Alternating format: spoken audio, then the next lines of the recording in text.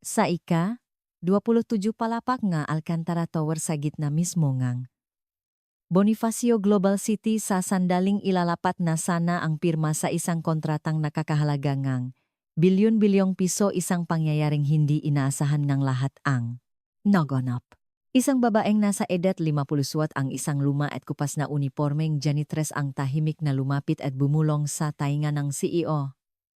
Isang katagal lamang ang binitiwan niya, ngunit sapat na iyon para baguhin ang lahat. Huwag ninyong pirmahan yan. Sa isang iglap tila nagilo ang buong conference room. Ang 15 na ehekutibo ay nakatinginan hindi makapaniwala sa kanilang nasaksihan. Paano nga ba nabago nga isang simpleng janitress ang kapalaran ng isang bilyonaryong CEO? Ano ang lihim na itinatago niya sa loob nga 20 taon? At paanong ang isang munting bulong ay lubusang babago sa kinabukasan ng isang dambuhalang korporasyon?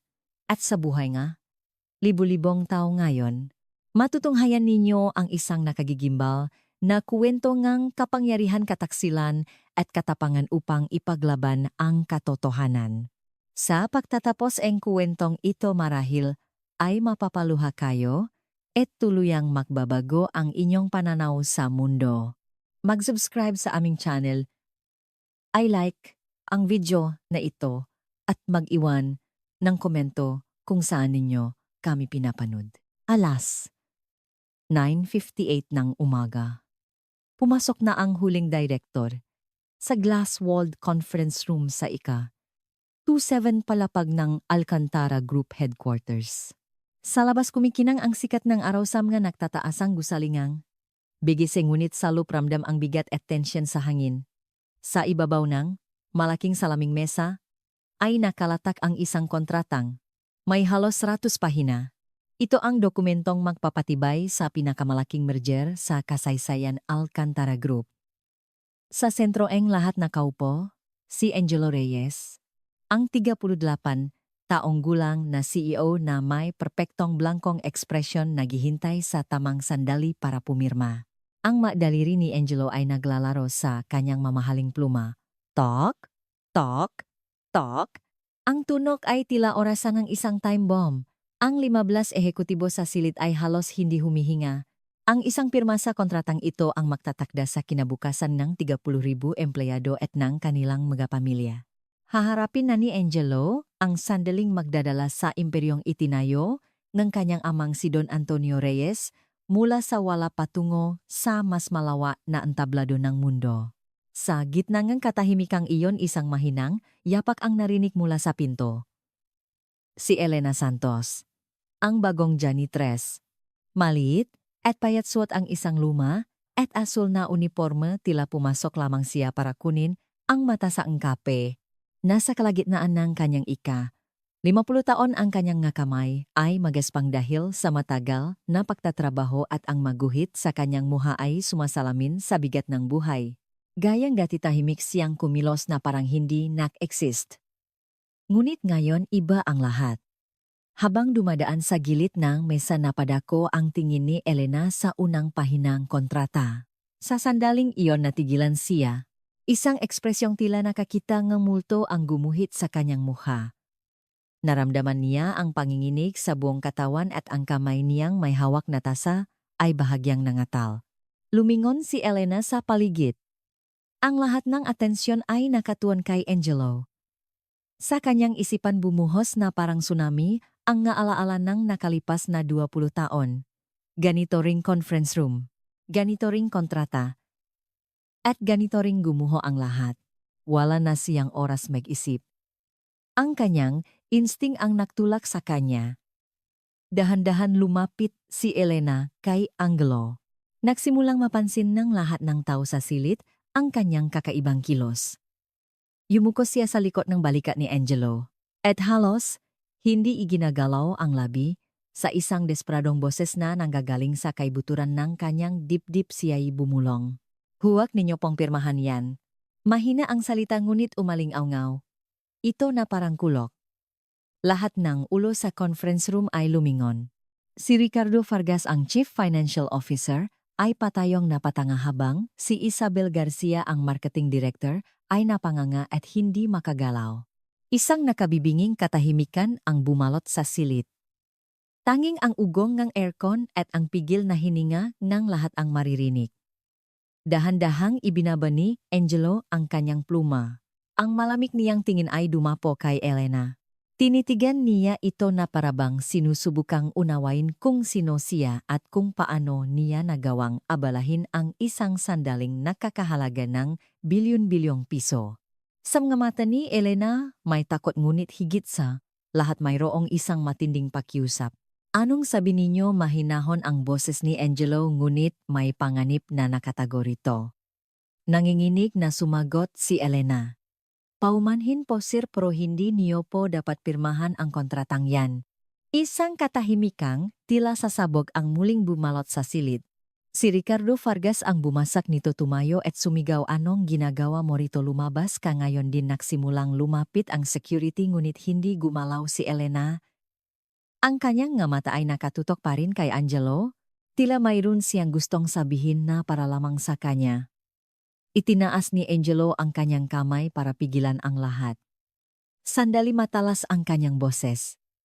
Magsalita ka. Bakit hindi ko dapat pirmahan ito? Huminga ang malalim si Elena. Nagsimulang mamuo ang luha sa kanyang mamata. Dahil nakita ko na po ang ganitong pangyayari dati. Parehong-parehong kontrata, parehong sitwasyon. At nangini ang kanyang boses. Gumuho po ang lahat. Pagkatapos tumalikod siya at lumabas ng conference room, nag-iwan ng bakas ng pagkabigla, kalituhan at isang hindi may paliwanag na kaba. Tiningnan ni Angelo ang kontrata. Bigla naging banyaga ang maletra sa kanyang paningin. Narinig niya ang mga boses ng maehekutibo na minamadali.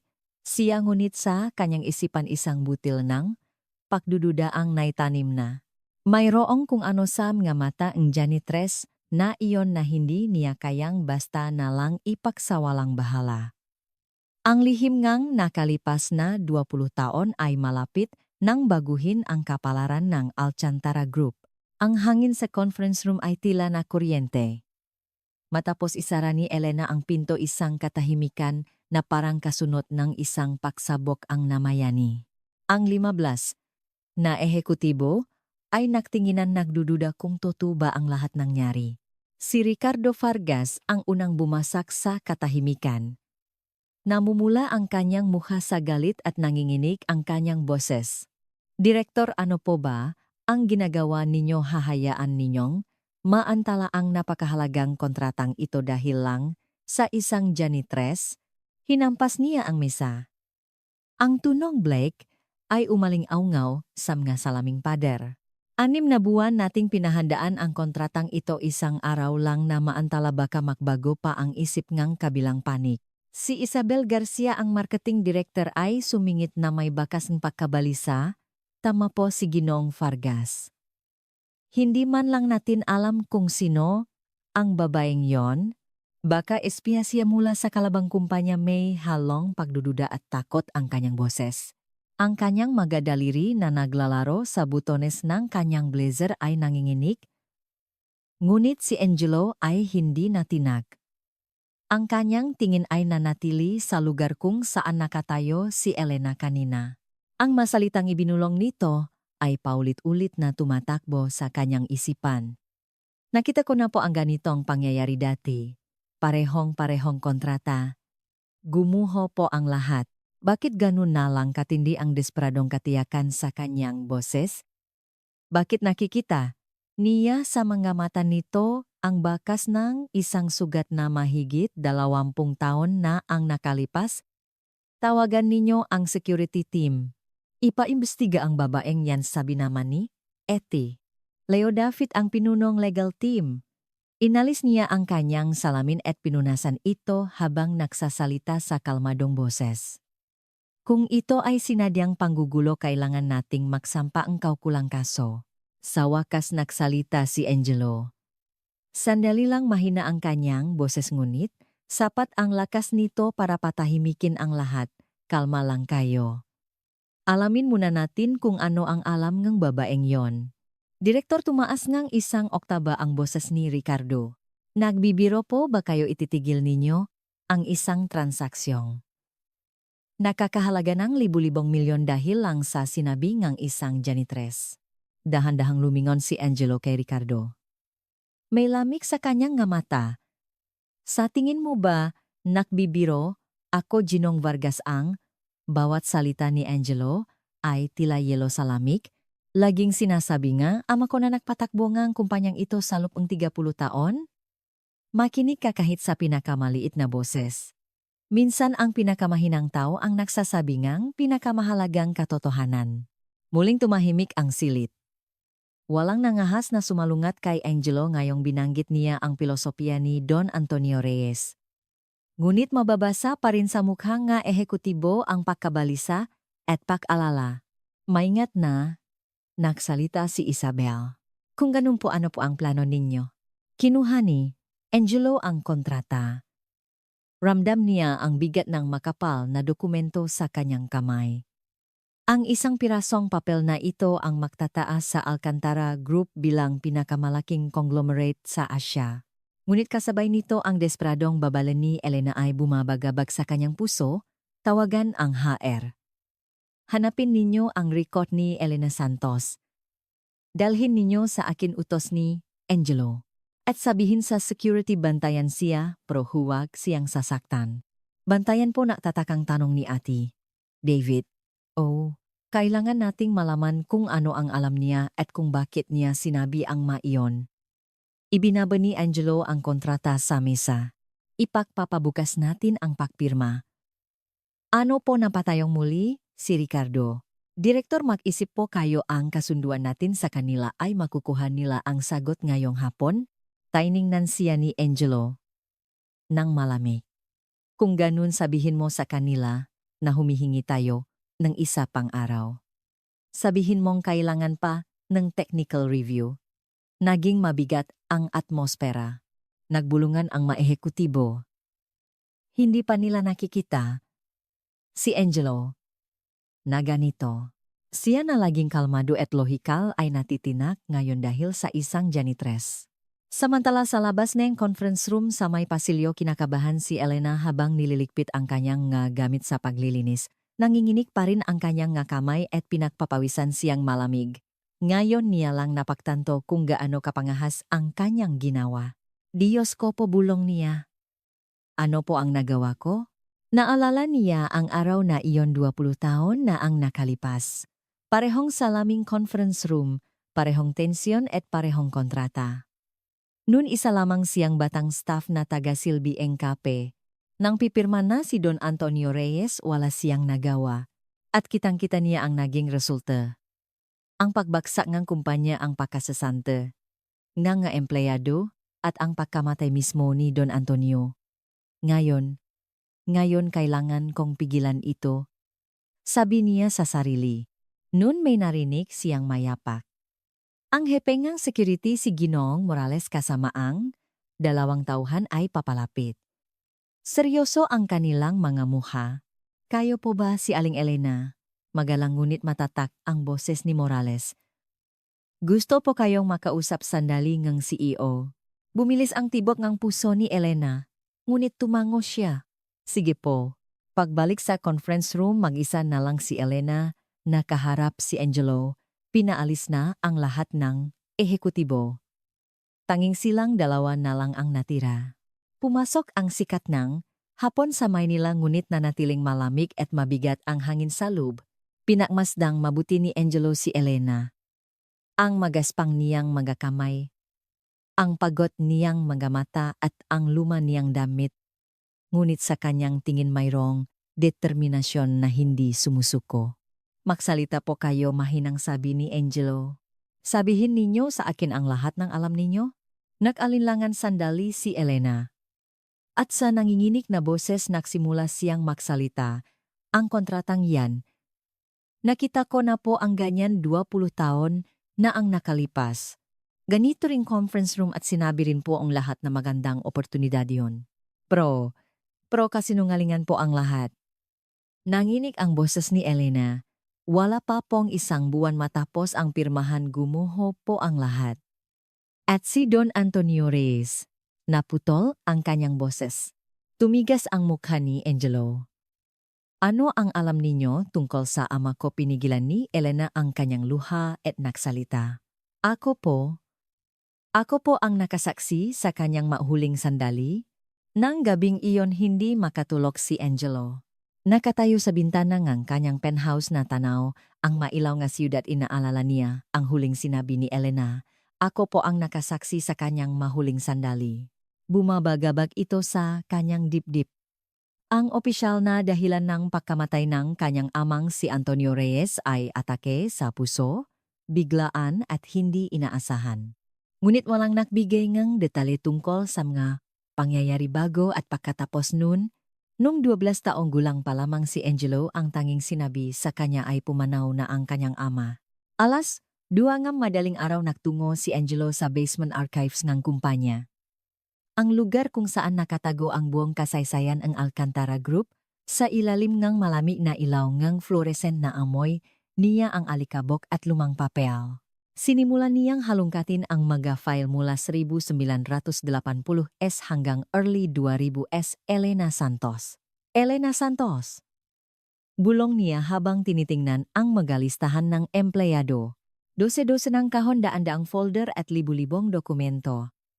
Alas 4 ng madaling araw, nang sa wakas sa ilalim ng isang lumang kahon natagpuan niya ito. Listahan ng empleyado. NG Luz Viminda Creatives, 1998 hasta 2003. Luz Viminda Creatives. Ang maliit na design company ng kanyang ama bago itayo ang Alcantara Group, dahan-dahang sinundan ng daliri ni Angelo ang listahan, at doon natagpuan niya. Elena Santos. Office Assistant. Utility.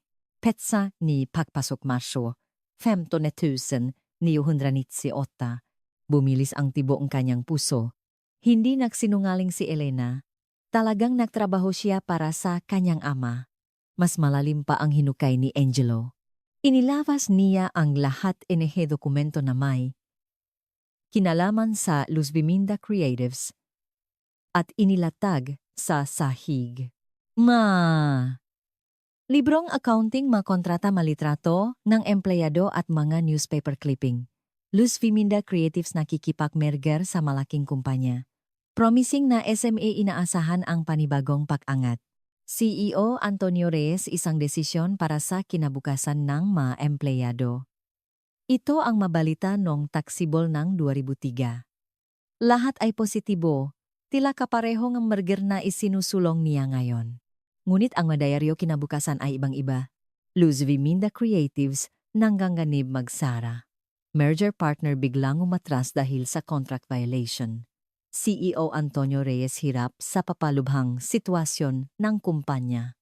At ang huling balita, CEO Antonio Reyes ng Luz Viminda Creatives pumanaw dahil sa atake sa puso. Nanginig ang kamay ni Angelo. Alam niyang hindi simpleng sakit ang ikinamatay ng kanyang ama. Stress, kataksilan at desperation ang pumatay sa kanya.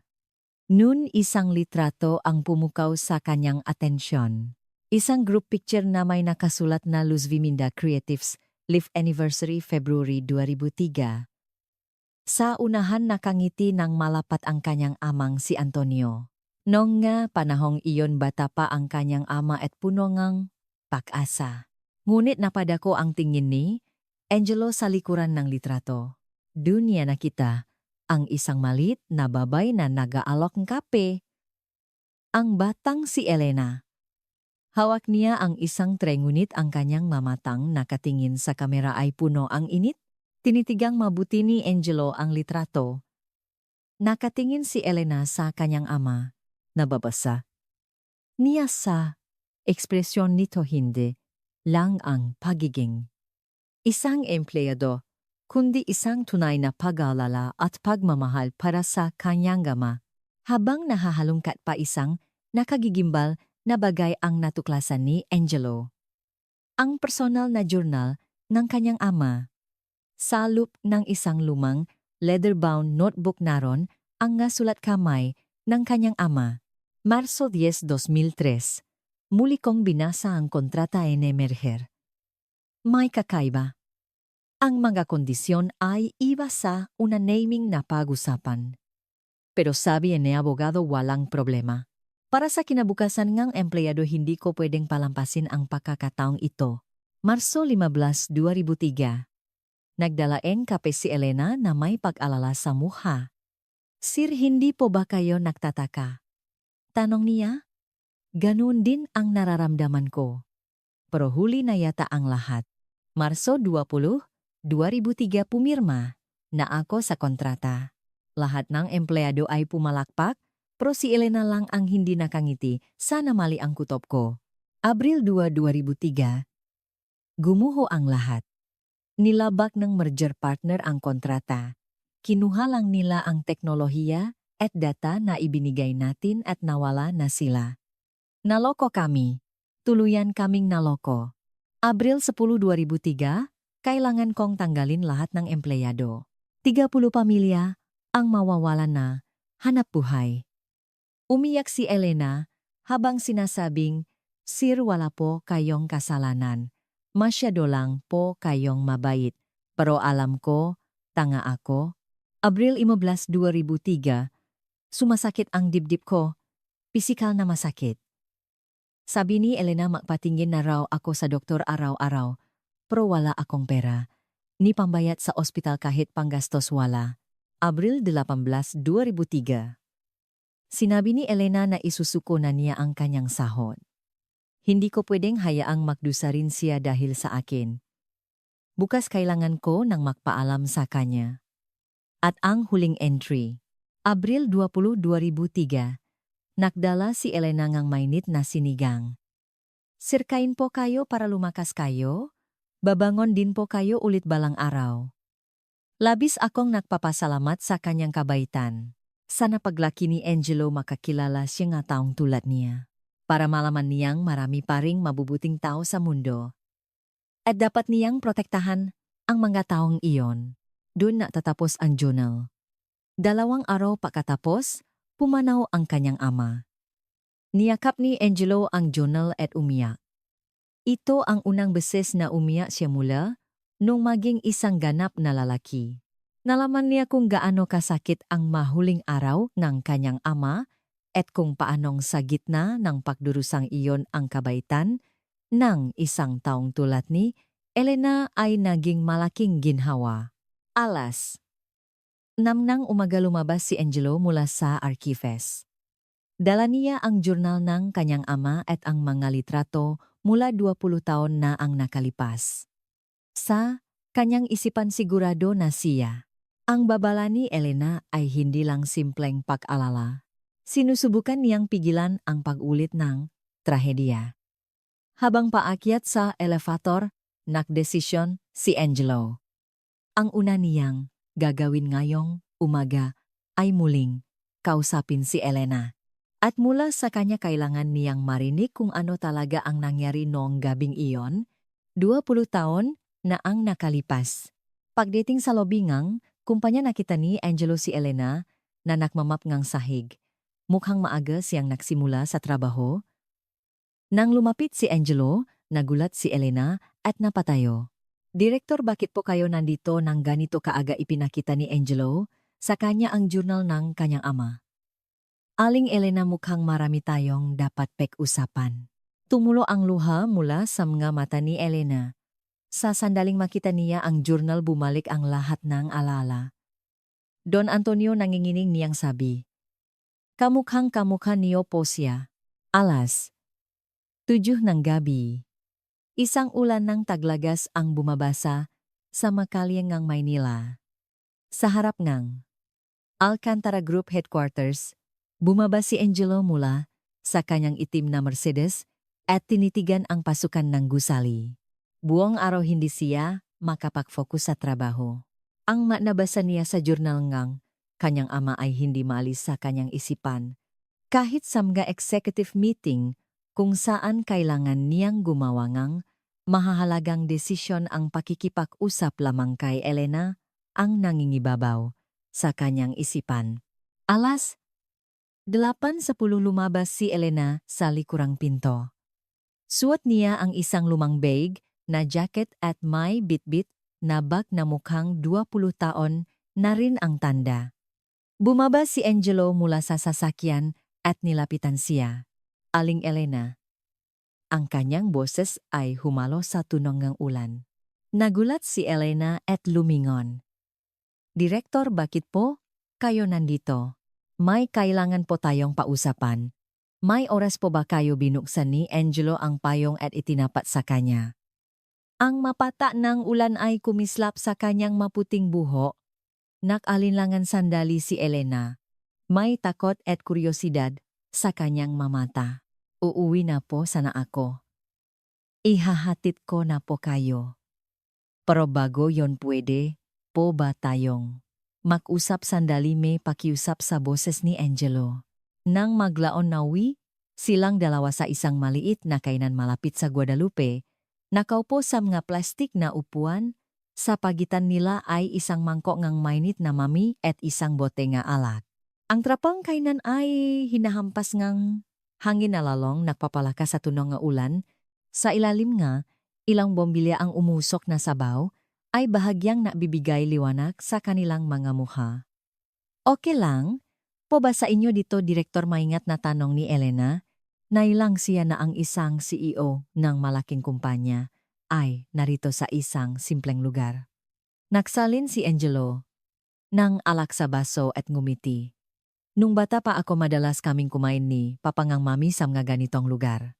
Kapag ginagabi siya sa trabaho, dito kami kumakain bago umuwi. May pananabik sa kanyang boses. Maingat ding kinuha ni Elena ang kanyang baso.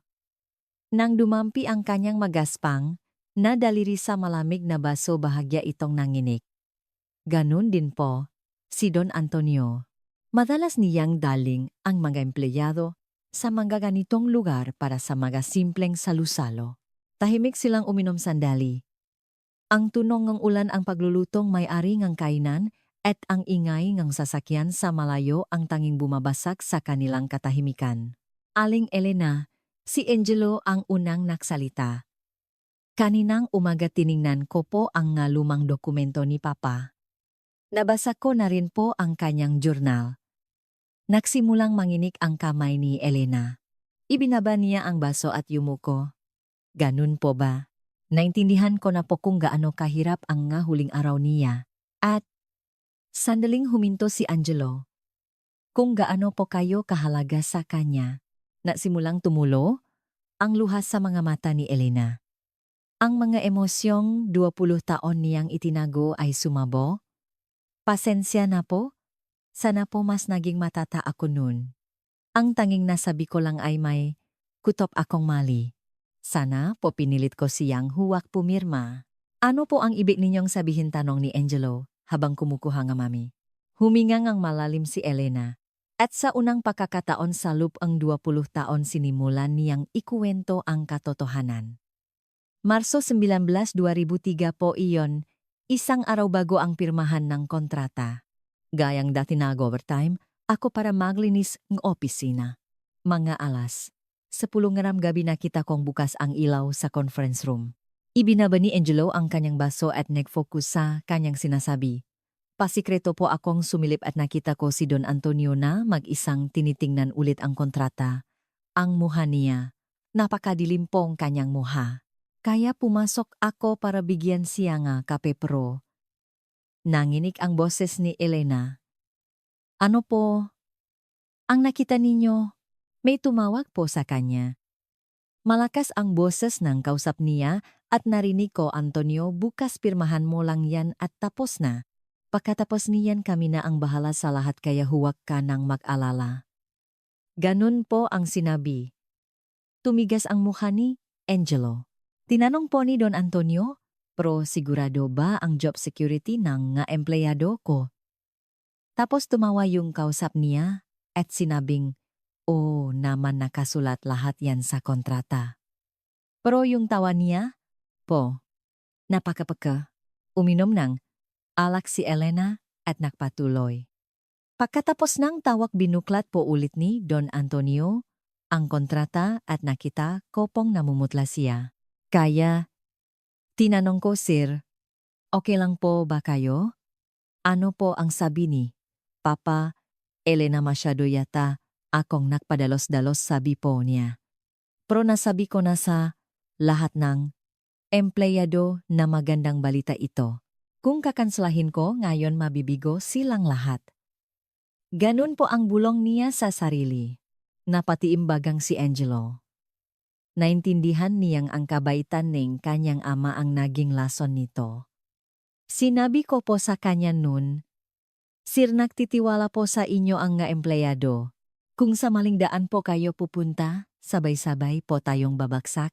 Mas mabuti pong pag-isipan ninyo. Ulit. Tapos po tiningnan ako ni Don Antonio at sinabing, Elena, napakabuti mong bata. Mas matalino ka pa sa akin. Habang hinahaplos ang ulo ko. Lalong nanginig ang boses ni Elena.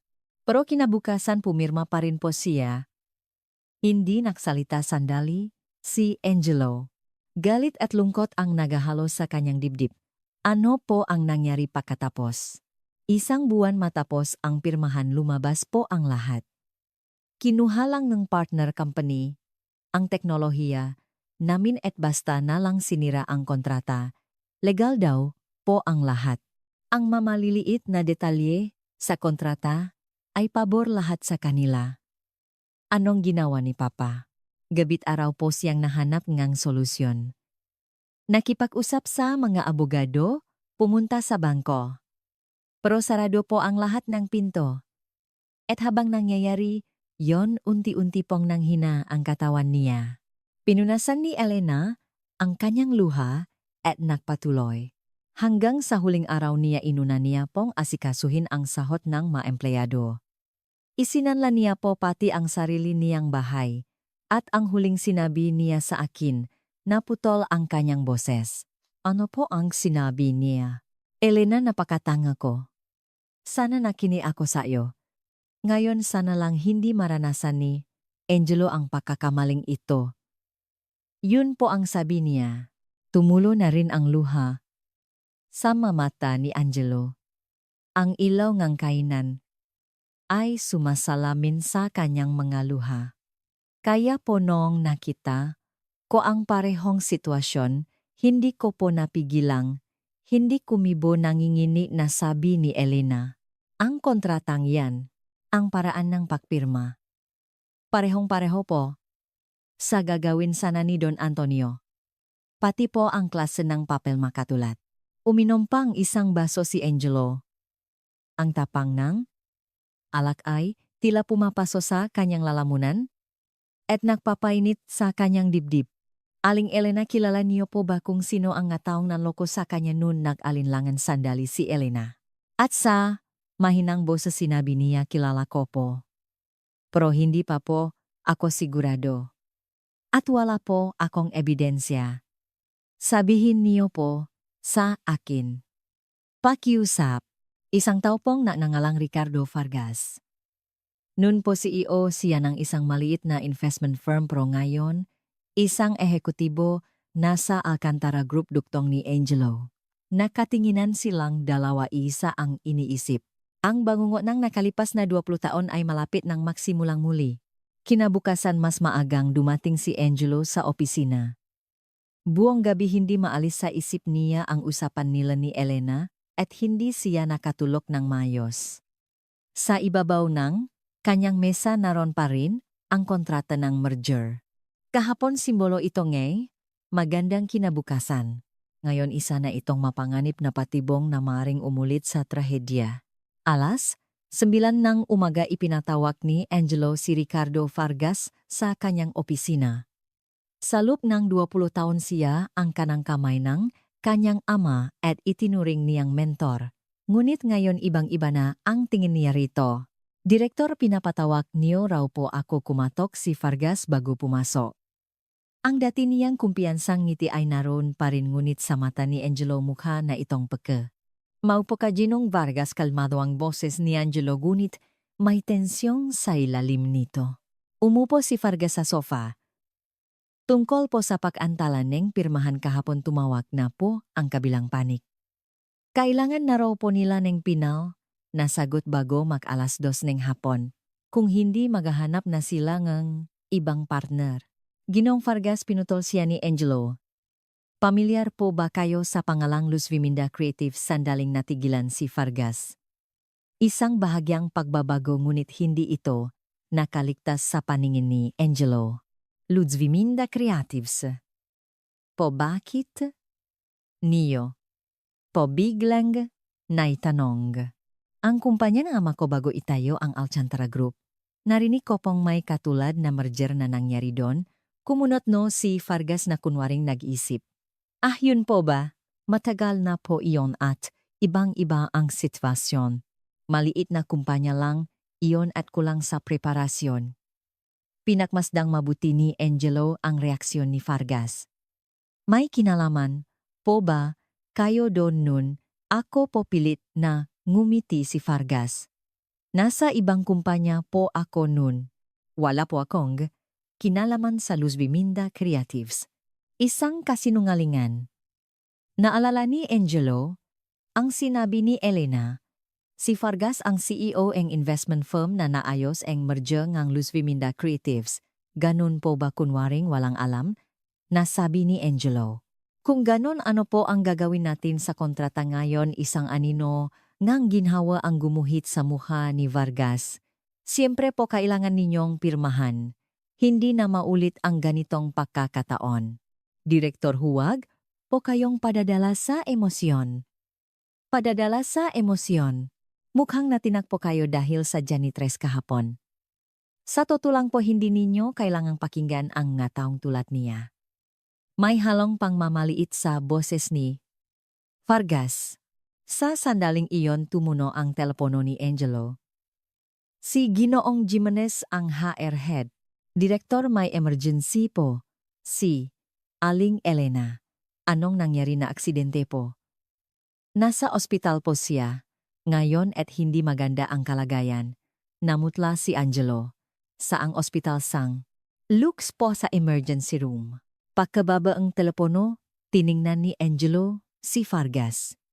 Sa mukha nito mas nangingibabaw ang pagkagulat kaysa sa pagkataranta. Ginong Fargas ay postpone muna natin ang meeting. May emergency.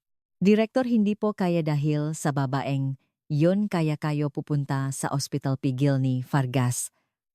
Mas importante po ang trabaho ngayon. Ngunit isinusuot na ni Angelo ang kanyang jacket. Ay postpone mo ang kontratangang isa pang araw. Sabihin mo kailangan pang technical review. Direktor tumaas ang boses ni Fargas. Hindi po ito tama isusugal ninyo ang kinabukasan ng buong kumpanya para sa isang janitress lumingon. Si Angelo mula sa pinto. Ginong Fargas alam mo ba, kung pumasok si Aling Elena kaninang, umaga bakit ko naman po malalaman yon kung ganun bakit ganyan ka kakalmado ngayong nalaman mong ang pagkataranta ay malinaw na sa kanyang mukha. Makalipas ang 30 minuto dumating si Angelo sa air ngang St. Luke's. Sumalubong sa kanya ang amoy ngang disinfectant at ang malamig na ilaw. Nasa ICU si Elena. Bali ang binti at may concussion wala siyang malay. Kayo po ba ang kamag-anak?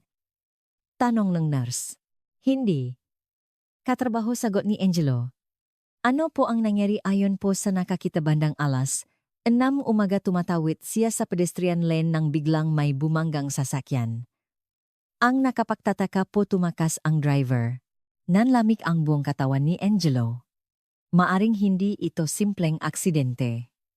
Wala po bang CCTV? Sira po raw ang CCTV sa lugar na yon. Masyadong nakataon. Napakuyom si Angelong kamao. Mula sa salamin ng ichiyu tinitigan niya si Elena at naramdaman ang desperasyong naramdaman ng kanyang ama 20 taon na ang nakalipas. Ang taong magsasabi ngang katotohanan ay pinatatahimik. At sa likod nito mayroong isang malaking sapwatan. Ala, sa tuon ng hapon bumalik si Angelo sa kumpanya. Nasa conference room na ang lahat ng ehekutibo. May halong pag-alala at pag-apura sa kanilang ngamuha. Direktor nagpadala na poeng ultimatum ang kabilang panik, sabi ni Vargas. Kung hindi tayo pipirma bago mag-alas 3, aatras na sila sa kontrata. At isa pa po maingat na sabi ni Ate David. May anonymous tip po kaming natanggap tungkol sa isang sensitibong impormasyon sa pribadong buhay ninyo. Kumunot ang ni Angelo. Anong impormasyon ang yumang ina niyo po? May record daw na confine siya sa isang mental hospital noon. At possible raw pong genetic ito. Hindi na natapos ni Etty. David ang sasabihin. Tumahimik ang silit. Ang ina ni Angelo ay pumanaw nung bata pa siya at ang opisyal na dahilan ay sakit. Ngayon lang niya narinig ang tungkol sa mental hospital. Sino ang naktip? Anonymous po. Pro kung kakalat po, ito sa media. Nakakaalalang sabi ni Ate David. Sumingit si Vargas. Direktor, kung pipirmahan niyo po ang kontrata ngayon, mawawala lahat ng ingay na ito. Pero kung patuloy niyong aantalahin, isang pananakot, isang malinaw at kalkuladong pananakot. Sigurado na si Angelo. Parehong-pareho ang nangyayari. Akitin ka muna ngang matamis na alok, alisin ang sinumang hahadlang at sa huli gagamitin ang personal mong kahinaan para takutin ka. Dahan-dahang tumayo si Angelo. Tapos na ang meeting. Direktor, kailangan niyo na pong mag-desisyon, apuro ni Vargas. Humingi ka pa ngang isang araw, malamig na sagot ni Angelo. Pro Ginong Vargas. Naging yelo ang boses ni Angelo. May alam ka pa ba tungkol sa merger ng Luz Feminda Creatives? 20 taon na ang nakalipas, na mutla si Vargas. Bakit po paulit-ulit niyong binabanggit yan? Wala lang. Baka may matutunan tayo sa nakaraan. Nang gabing iyon, binantayan ni Angelo si Elena sa ospital. Wala pa rin siyang malay, ngunit minsan ay bumubulong siya sa kanyang pagtulog. Don Antonio, huwag po kayong pipirma. Hinawakan ni Angelo ang kanyang kamay. Magaspang at malamig, ngunit naroon ang katapatan at pagmamahal na itinago niya sa loob ng 20 taon. Aling Elena, ngayon ako na po ang pipigil dito. Tatapusin ko po ang hindi natapos ni Papa. Sa ikatlong araw, madaling araw, sa wakas ay nagising si Elena. Sa madilim na ilaw nga'y ICU, dahan-dahan niyang iminulat ang mga mata at si Angelo na natutulog sa tabi niya ay biglang nagising. Halos 12 oras na siyang hindi umalis sa ospital. May tumutubong balbas at gusot ang damit para siyang isang anak na nag-aalaga ngang may sakit na ina. Aling Elena, gising na po kayo, nanginginig sa ginhawa ang boses ni Angelo. Kumislap-kislap ang mga mata ni Elena, tinitingnan ang paligid. Ang suwero sa kanyang braso, ang kesa kanyang binti, at ang sakit sa buong katawan. Ngunit ang pinakagulat niya ay ang pagkakaroon ni Angelo dun. Direktor, bakit po kayo nandito? Basak ang kanyang boses. Gusto niyo po ba ang tubig? Inabutan siya ni Angelo. Baso na may straw, na aksidente po kayo. Naalala niyo po ba? Dahan-dahang uminom si Elena habang sinusubukang alalahanin. Noong madaling araw na iyon, maga, siyang umalis ng bahay, tumatawid sa pedestrian lane nang biglang may isang itim na sasakyan na humarurot at wala na siyang maalala. Aksidente po ba? Maingat niyang tanong. Nag-alinlangan si Angelo. Ayon sa investigasyon ng pulis, malinaw na sinadya ito, pekeng plaka at hindi pa nahuhuli ang driver. Pero hindi niya ito pwedeng sabihin sa kanya ngayon.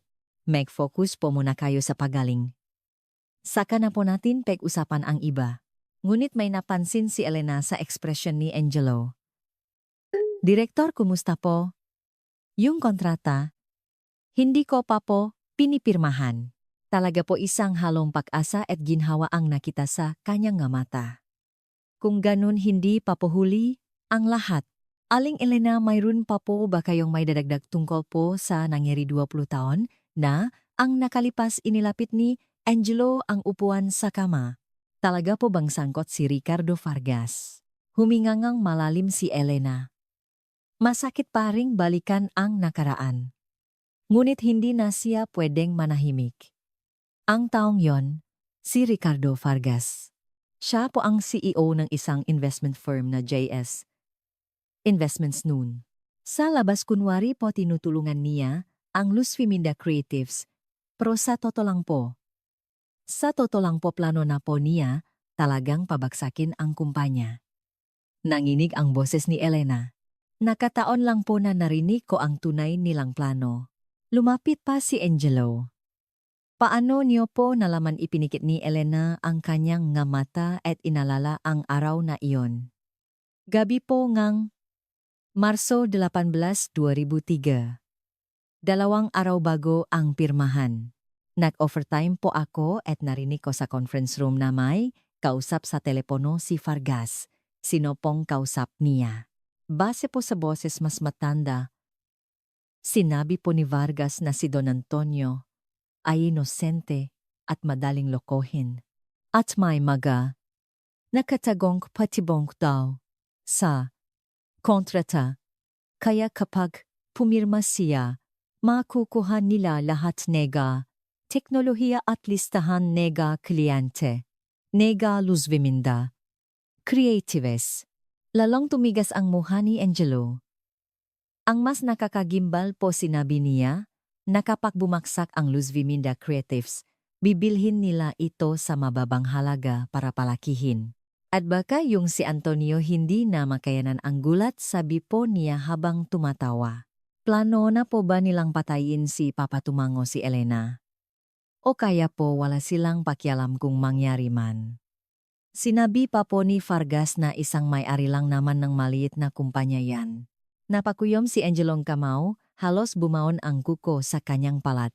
Naalap ang galit sa kanyang mamata. Kaya po sinabi ko kay Don Antonio na may problema sa kontrata. Pero, naputol ang boses ni Elena. Pero napakabait po niya. Elena, baka tama ka pero nangako na ako sa lahat ng empleyado. Paano ko babawin, baka masyado lang akong mapaginala, sabi po niya. Muling napatunayan ni Angelo na ang kabaitan ng kanyang ama ang naging lason nito. Kinabukasan pong pirmahan, pinuntahan ko mismo si Vargas, patuloy ni Elena. Sinabi ko pong narinig ko ang usapan nila. Ano po ang sinabi niya? Nung una po nataranta siya tapos bigla siyang tumawa. Oh, ano ngayon, anong magagawa mo? Sabi niya. Napirmahan na ang kontrata at legal ang lahat. Sino ka ba para makialam? Tapos po tinakot niya ako. Kapag nagsalita pa raw po ako, idadamay niya ang pamilya ko. At ang pagbagsak daw ng Luz Viminda Creatives ay kasalanan din ni Don Antonio. Kung gagawa pa ako ng gulo, lalo lang daw pong maghihirap ang mga empleyado. Nakinig si Angelo at nabosa, kanyang isipan ang buong larawan. Isang mabait na negosyante at ang kanyang malit na kumpanya na napalibutan ng isang malaking sabuatan at sa sentro nito si Ricardo Vargas. Aling Elena, may naitago po ba kayong ebidensya? Nag-alinlangan si Elena at sa mahinang boses sinabi opo. Nanlaki ang mata ni Angelo. Talaga po habang kausap niya, yung tao sa telepono, nagtago po ako at ni-record ko. Lumapang kasete pero nasa bahay ko pa po. Bakit po hindi niyo inilabas nun? Tumulo ang luha ni Elena. Natakot po ako at saka patay na po si Don Antonio. Kahit ilabas ko hindi naman siya mabubuhay, baka ako pa po ang mapahamak. Pero ngayon iba na. Hinawakan ni Angelo ang kanyang kamay. Nandito na po ako. At mapipigilan po natin ang pagulit nito. Tumingin si Elena kay Angelo. Nakita niya ang kabaitan ng kanyang ama, pero kasabay nito isang katatagan na wala kay Don Antonio. Direktor, delikado po. May mas malalaking tao sa likod ni Vargas. Alam ko po na ang nangyari sa akin. Matatak na sinabi ni Angelo, pero ngayon iba na. Iba na ang sitwasyon. Paano po naging iba nun? Mag-isa lang si Papa. Ngayon makasama na po tayo, Aling Elena.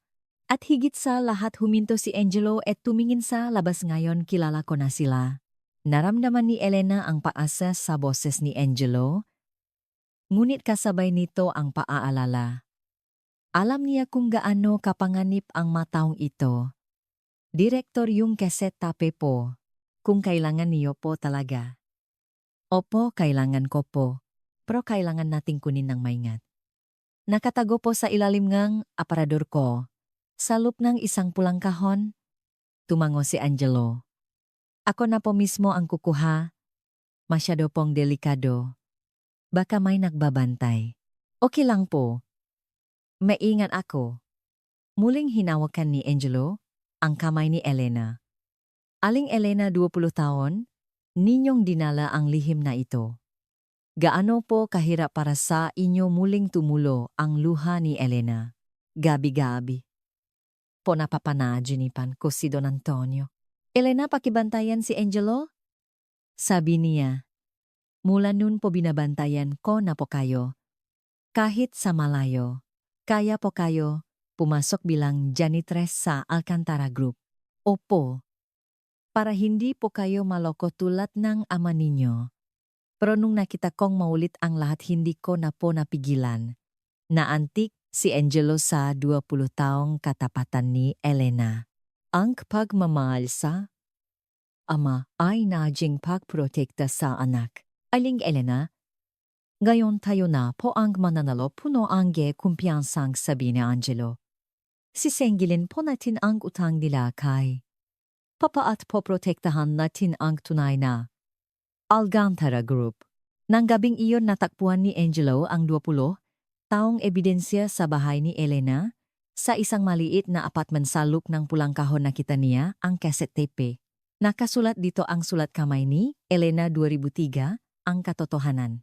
Nanginig ang kanyang kamay. Ang maliit na tape na ito ang naglalaman ng lahat ng katotohanan na nagtulak sa kanyang ama sa kamatayan. Kinabukasan punong-puno ng tensyon ang Alcantara Group Headquarters. Ito na ang tunay na huling araw para sa merger. Si Vargas at ang ibang ehekutibo ay walang tigil sa peg pressure kay Angelo. Ang CEO naman ng kabilang kumpanya ay personal nang lumipat papuntang Maynila. Alas 10 ng umaga. Sa ika-27 palapag naktipon ang lahat. 15 ehekutibo ngang Alcantara, 8 opisyal mula sa kabilang kumpanya at mga abogado. Mahigit 30 tao ang nakaupo sa paligid ng mesa. Ang kontrata ay nasa gitna at sa tabi nito isang gintong pluma ang kumikinang. Lahat ng review ay tapos na masiglang sabi ni Vargas. Direktor pirma na lang po ang kulang, ang CEO ng kabilang panig. Si Mr. Johnson ay nagsalita sa Ingles. Mr. Reyes, we have waited long enough. Any further delay is unacceptable. Kinuha ni Angelo ang pluma. Lahat ng mata ay nakatuon sa kanya.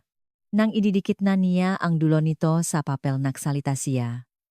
Sandali lang. Lahat ay napigil ang hininga. Bago tayo magpatuloy, may gusto akong ipakita sa inyong lahat. Mula sa kanyang bag inilabas ni Angelo ang isang lumang cassette player. Lumang ngunit inayos niya ito kagabi.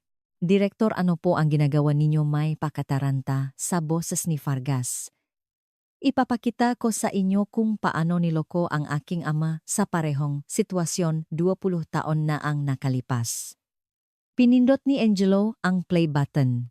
Nung una puro static, pero di naktagal isang malinaw na boses ang gumaling gaunggaw. Boses ni Vargas. Si Antonio ay inosente at madaling lokoin. May mga nakatagong patibong sa kontrata, kaya kapag pumirma siya makukuha natin lahat na teknolohiya at listahan na kliyente na Luz Viminda Creatives. Nakagulo ang silid, namutla si Vargas. Nakpatuloy ang tape.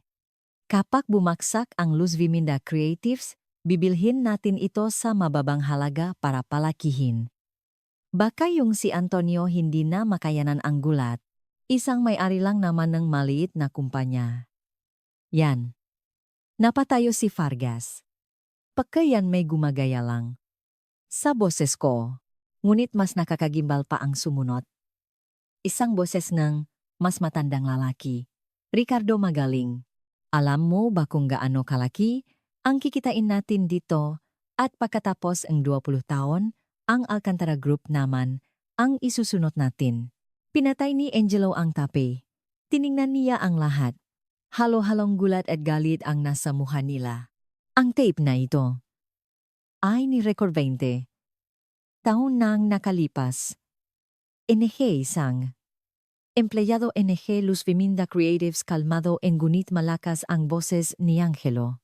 Ito ang mismong usapan na nagpabagsak at pumatay sa aking ama si Don Antonio Reyes. Hinampas ni Vargas ang mesa. Kasinungalingan paninira. Yan. Paninira mapanuyang ngumiti si Angelo. Kung ganun Ginong Vargas hindi mo, boses ang narinig natin ako. Hindi makapagsalita si Vargas. Noon bumukas ang pinto. Pumasok si Elena na kasaklay. Nang makita siya ni Vargas lalo itong namutla. Aling Elena hindi po kayo dapat narito nag-aalalang sabi ni Angelo. Direktor may sasabihin din po ako nangingini na sabi ni Elena. Lumakat siya papunta sa harap at tinitigan si Vargas. Ginong Vargas nakita rin po, tayo ulit pagkatapos ng 20 taon. Umatras si Vargas. Ikaw, yung janitress nun. Opo ako nga.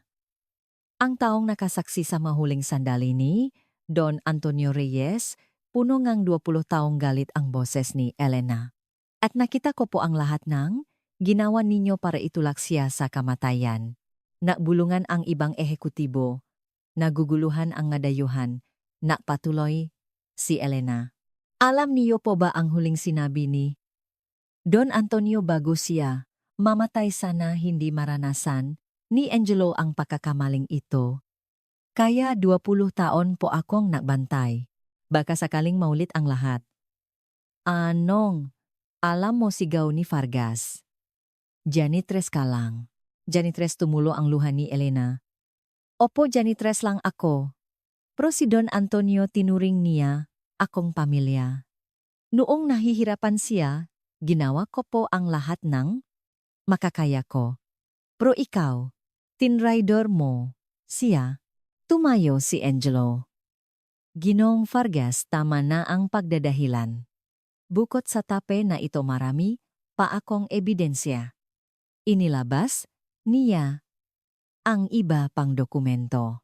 Ang mapapalas ng JS Investments ang ngabang record ng merger at ang listahan ng mga ari-ariang binili ni Vargas sa murang halaga matapos bumagsak ang Luz Viminda Creatives, tuluyang gumuho si Vargas. Napaupo siya sa silya. Inaamin ko na mahina niyang sabi. Ako nga. Pero, inutusan lang din ako. Kaninong utos? Itinuro ni Vargas ang isang matandang lalaki sa dulo ng silid. Si Dr. Manuel Cruz, isang senior advisor at isa sa mga founding members. Siya ang laging taga-ayos ng mga problema sa likod ng kumpanya mula panong panahon ni Don Antonio. Dahan-dahang tumayo si Dr. Cruz. O ako ang nag-utos. Muling nakagulo ang silid. Bakit? Bakit niyo ginawa? Yun nanginginig ang boses ni Angelo. Masyadong mabait ang ama mo. Sa tingin ko hindi niya kayang magpatakbo ng isang malaking kumpanya. Naisip ko na balang araw isang mas malakas na tao ang dapat mamuno. Kaya niyo pinatay si Papa hindi. Ko planong patayin siya. Gusto ko lang siyang bigyan ng leksyon. Pero masyado siyang mahina. Walang pagsisisi sa boses ni Dr. Cruz. Napakuyom si Angelo ngang kamao. Ang mataong iginagalang niya, salop nga 20 taon, ay direktang sangkot sa pagkamatay ng kanyang ama. Lumapit si Elena kay Dr. Cruz. Hindi ninyo alam kung gaano kabuting tao si Don Antonio. Itinuring niyang pamilya ang bawat empleyado. Kahit mahirap na inuna niya ang sahot namin. Paano ninyo nagawa? Yon sa kanya tumahimik kasigaw ni Dr. Cruz. Tama na, yang drama mo. Nun kinuha ni Angelo ang kontrata. At sa harap ng lahat pinunit niya ito. Ang tunongang napupunit na papel ay umalingaw-ngaw sa buong silid. Ang 1 bilyong pisong kontrata ay naging pira-piraso. Wala nang bisa ang kontratang ito, deklara ni Angelo. At mula ngayon hindi nagagawa na negosyo ang Alcantara Group sa ganitong paraan. Tumayo sa galit ang ngadayuhan ngunit kalmadong sinabi ni Angelo paumanhin. Ngunit gusto naming magnegosyo sa tapat na paraan lamang. Si Vargas at Dr. Cruz ay kinaladkad palabas ng mga security. Ang 20 taong paghiganti ay natapos na. 1 linggo ang lumipas. Ang Alcantara Group Headquarters ay tila isang lugar na dinaanan ngang bayo. Kumalat sa media ang balita at bumagsak ang 30% ang stocks ng kumpanya. Ang mamalalaking kliyente ay nagbantang pag-atras. Sa ma-employee, yado laganap ang kaba. Tama ang ginawa ni Angelo ngunit napakalaki naging kabayaran. Nakatayo si Angelo sa kanyang opisina, nakatingin sa labas. Ang ilok pasik ay tahimik na dumadaloy. Sa kanyang mesa nagpatong-patong ang mga resignation letter. 5 key executives ang alis na. Lahat ay gumuho. Tok-tok. May kumatok. Pasok. Pumasok. Si Elena nakasaklay. Araw-araw siyang pumapasok para tulungan si Angelo. Direktor, kape po. Inilapak niya ang mainit na tsaa sa harap ni Angelo. Umupo si Angelo at bumuntong hininga. Aling Elena, mali po ba ang desisyon ko? Ano po ang ibig ninyong sabihin? Baka mas mabuti pong nagkunwari na lang akong walang alam. Tingnan niyo po ang sitwasyon ngayon. Umupo si Elena sa tapat niya. Ang parehong paalala at pagmamahal ay nasa kanyang mata. Direktor, kung nabubuhay po si Don Antonio, ano po kaya ang sasabihin niya? Tumingin si Angelo sa kanya. Lagi po niyang sinasabi ang prakapak na wala kikitain ulit. Pero ang tiwala kapak na wala hindi na may babalik. At kahit may kabayaran ang pagsasabi ngang, Totu, mas magaan pa rin iyon kaysa sa kabayaran ng pagsisinungaling. Narinig ni Angelo ang boses ng kanyang ama. Ang pagiging tapat ang landas na pinili niya kahit ito pa ang ikinamatay niya. Pero paano po ang maempleyado? Marami na po ang umaalis. Nag-isip si Elena. Direktor, sa 20 taon ko pong pagtatrabaho, may natutunan po ako. Ang matunay na empleyado mas lalong nakakaysa kapag mahirap. Ang maumaalis ngayon alis din naman yan balang araw. Pero ang ganaywan sila po ang tunay na nagtitiwala sa inyo. Noon pumasok ang airhead. Direktor, may problema po. Nagtitipon ang mga empleyado sa lobby. Tumigas ang mukha ni Angelo. May gulo ba? Hindi po. Kabaliktaran po yata. Mas mabuti pong kayo na mismo ang tumingin. Bumaba sila sa lobby. Ang nakita nila ay hindi inaasahan. Mahigit 200 empleyado ang tahimik na nakatayo, may hawak na banner. Direktor Anglo, kasama mo kami. Hindi makapagsalita si Angelo. Sa halip na kaba, determinasyon ang nakita niya sa mga mukha nila. Lumapit ang isang production manager. Direktor, kasama niyo po kami kahit mahirap. Tama po ang ginawa ninyo. Sumunod ang isang marketing staff. Naintindihan po namin kung bakit ninyo ginawa yon. Gusto po naming maging isang tapat na kumpanya. Isang bagitong empleyado ang nagsalita. Direktor, para sa aming nga bata, mas mahalaga po ang pride kaysa sa pera. Gusto po naming ipagmalaki na nagtatrabaho kami sa Alcantara Group. Tumulo ang luha sa mga mata ni Angelo. Inakala niyang mawawala ang lahat ngunit mas mahalaga pa pala ang kanyang nakuha. Salamat sa inyo, nanginginig niyang sabi. Pero magiging mas mahirap pa po ito. Okay lang po ba sa inyo? Sabay-sabay silang sumagot. Opo. Nang hapong iyon nagpatawag si Angelong press conference. Inilahat niya ang lahat. Muling isisilang ang Alcantara Group, matatak niyang sabi. Tatalikuran namin ang mga maling gawain at magiging tapat at transparent. Mahirap sa simula pero sa huli magiging mas matatak kami. Pero hindi po ba mahihirapang mag-operate ang kumpanya? Tanong isang reporter. Tama po, pero may natutunan ako. Ang katotohanan sa huli ay nakakaroon ng lakas, at kasama ang tapat na tao malalampasan natin ang lahat. Pagkatapos, Naupo, si Angelo at Elena sa isang tahimik na coffee shop. Imambong sa laba. Aling Elena gusto niyo? Po bang bisitahin ang puntod ni Papa Sige? Nagpunta sila sa isang memorial park sa labas ng siyudad. Tumila na ang ulan at ang sikat ng dapit hapon ay tumama sa lapida ni Don Antonio Reyes. Lumuhod si Angelo. Papahuli man po, nailabas ko na ang katotohanan. Ipagpapatuloy ko po ang hindi ninyo natapos. Lumuhod din si Elena. Don Antonio, napakagaling po ni Director Angelo. Mabait po siya tulad ninyo pero mas matatak. Huwag na po kayong mag-alala. Inilabas ni Angelo ang isang lumang litrato. Ang group picture. Sa likod si Elena. Aling Elena may sulat po sa likod. Binaliktat ni Elena ang litrato. Naroon ang sulat kamay ni Don Antonio para kay Elena. Sa'yo na nag-alaga sa aking anak. Kapag malaki na si Angelo, ipakita mo ito sa kanya. At sabihin mong mahal sila ng kanilang ama. Antonio Reyes bumuhos ang luha ni Elena. Kailan po niya ito isinulat? Napahagulgol si Angelo. Alam na po siguro ni Papa. Napoprotektahan niyo po ako. Direktor, ginawa ko lang po ang ipinagbilin ni Don Antonio. Hindi po. Para po kayong tunay na ina sa akin. Nagyakan silang dalawa sa harap ng puntot. Ang 20 taong sakit pananabik paghihiganti at pagpapatawad ay lumabas lahat sa kanilang mga luha. Nang lumubog ang araw, tumayo sila. Papa, magpahinga na po kayo. At Aling Elena, tama na po ang paghihirap. Ako na po ang bahala. Pawi mahinang nagsalita si Elena.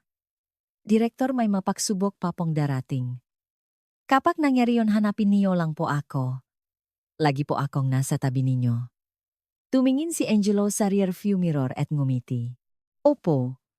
Maraming salamat po. Ito ang bagong simula nga Alcantara Group. Mahirap man ang daan itatayo, itong muli sa pundasyon ng katotohanan at katapatan. Ang matapang na bulong ni Elena ay hindi lang isang babala. Ito ay isang sigaw ngang 20 taong katapatan at pagmamahal at ang pinakamalakas na mensaheng may bibigay ngang isang mahina sa isang makapangyarihan. Kayo, ano ang gagawin ninyo? Isusugal niyo ba ang inyong kaligtasan para sa katotohanan o mananahimik na lang habang nanonood sa pag-ulit ng trahedya? Minsan ang pinakamaliit na boses ang gumagawa ng pinakamalaking pagbabago. Ang desisyon ni Angelo ay isang tanong para sa ating lahat sa pagitan ng katotohanan at kita. Sa pagitan ng katarungan at kaligtasan, aling landas ang ating pipiliin? Ang kwentong ito ay kwento nating lahat. Sa ating paligid may mga tulad ni Elena at balang araw, haharap din tayo sa isang pagpapasya tulad ng kay Angelo. Sa mga sandaling iyon, ang dapat nating alalahanin ay ang bigat ni katotohanan at ang tinig ng ating konsensya. Angkangay. Kung naanting ngang kwentong ito ang inyong puso, suportahan ninyo kami sa pamamagitan ng pag-subscribe at pag-like. At kung gusto ninyong ibahagi ang nga makabuluhang kwentong tulad nito, paki-share na rin po. Ang inyong munting suporta ay makapagbibigay ng inspirasyon at aral sa mas marami pang tao.